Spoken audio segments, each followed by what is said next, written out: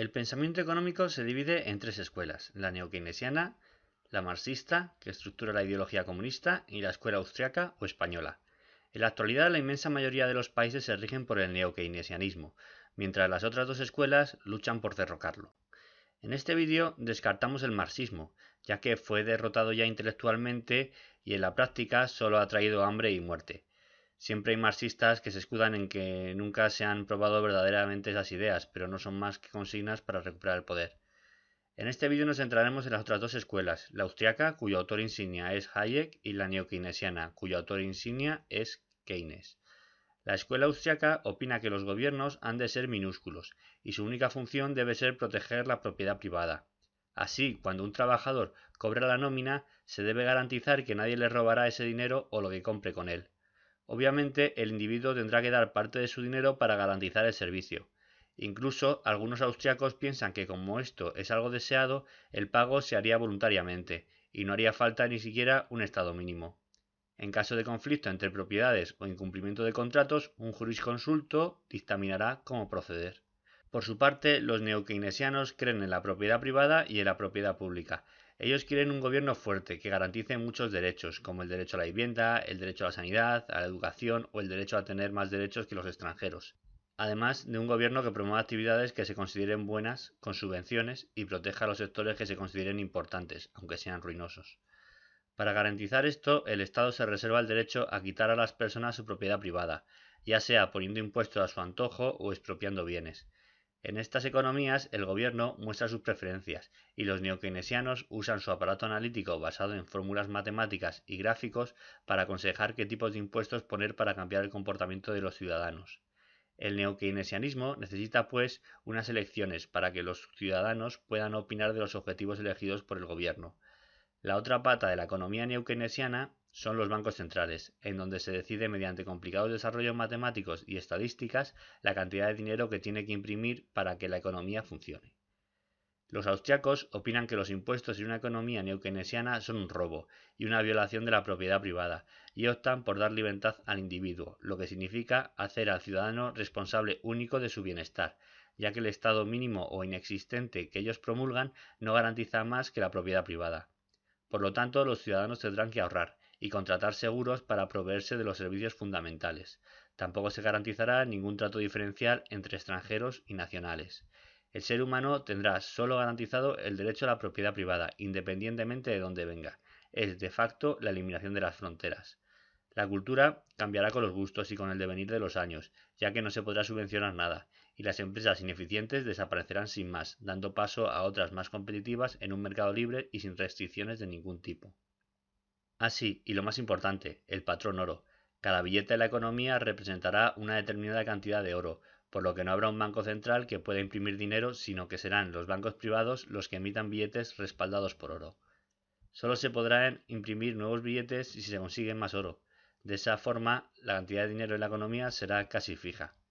El sistema financiero bajo un patrón oro austriaco se comporta de forma muy diferente al sistema financiero neokeynesiano de banca central. A medida que los ciudadanos van pidiendo préstamos, los bancos se van quedando sin dinero que prestar. En el sistema patrón oro, cuando el banco no puede dar más crédito, pedirá a sus clientes que esperen a que le vayan devolviendo los préstamos anteriores o que simplemente ahorren. En el sistema de banca central neokeynesiano se imprimirá dinero de la nada para que no pare el ritmo de concesión de préstamos. Esto crea subida de precios.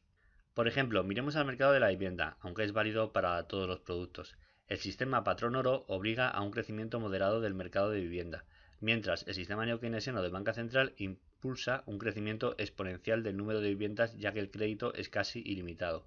Esto crea, en el caso del patrón oro, una estabilidad de precios, y en el caso de la banca central neokeynesiana, una subida de precios, creando la conocida burbuja, que cuando explota crea una recesión. Los neokeynesianos achacan estas recesiones al capitalismo y a las ideas liberales de tipo austriaco que sobreviven en la economía, y piden más regulación de la economía por los gobiernos y los bancos centrales para minimizar estos ciclos. Cuando la recesión es muy fuerte en los países empiezan a florecer ideas marxistas, pero los neokeynesianos enseguida se oponen a ellas, diciendo que solo necesitan un mejor entendimiento de la economía a través de las matemáticas y cambiar las leyes para que ayuden a salir de la crisis. Y así llegan a apoyarse en ingenieros que analizan la sociedad matemáticamente como si fuesen mecanismos perfectos compuestos por individuos de comportamiento predecible. Los austriacos dicen que debido a lo impredecible del ser humano, analizar la sociedad de forma matemática jamás podrá funcionar. En palabras de Hayek, la curiosa tarea de la economía es demostrar a los hombres lo poco que saben acerca de lo que imaginan que pueden diseñar. Los austriacos aventuran con esta frase que los neokeynesianos fallarán continuamente, o llegarán a conclusiones matemáticas ciertas pero humanamente devastadoras, como que una guerra sirve para animar la economía. Por su lado, los neokeynesianos se defienden de las críticas diciendo que el error no es suyo, sino que el contexto económico es distinto a cuando ellos hicieron los cálculos. Para los austriacos esta frase suena igual que cuando un marxista dice que en determinado sistema comunista falló porque no era realmente comunismo. Hoy día, en los manuales de economía más usados solo hay ideas neokeynesianas, con normalmente una brevísima referencia a las ideas marxistas, pero las ideas austriacas no aparecen.